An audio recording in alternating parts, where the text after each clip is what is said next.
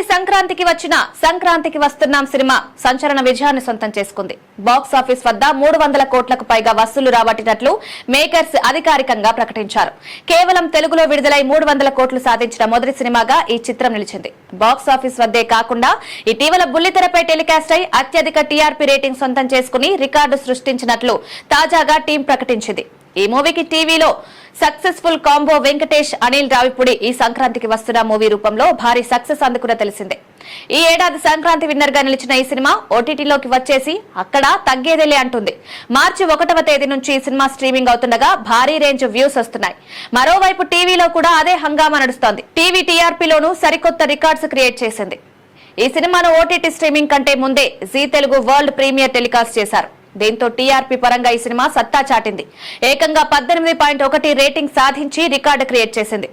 అంతకుముందు గత 5 ఏళ్ల కాలంలో పవన్ కళ్యాణ్ వకీల్ సాబ్ మూవీ సాధించిన 19.12 టీఆర్పీ నెంబర్ 1 ఉండగా ఇప్పుడు సంక్రాంతికి వస్తున్నాం సినిమా 18.1 టీఆర్పీ రాబట్టి రెండో స్థానంలో నిలవడం విశేషం. సంక్రాంతికి వస్తున్న మూవీ డిజిటల్ శాటిలైట్ రైట్స్ ను దక్కించుకున్న జీ నెట్వర్క్ దక్కించుకున్న సంగతి తెలిసిందే.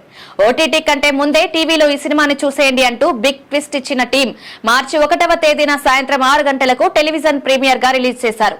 ఆ వెంటనే ఓటీటీ రిలీజ్ కూడా చేశారు. కంప్లీట్ ఫ్యామిలీ ఎంటర్టైనర్ గా ప్రేక్షకుల ముందుకొచ్చింది ఈ సినిమా.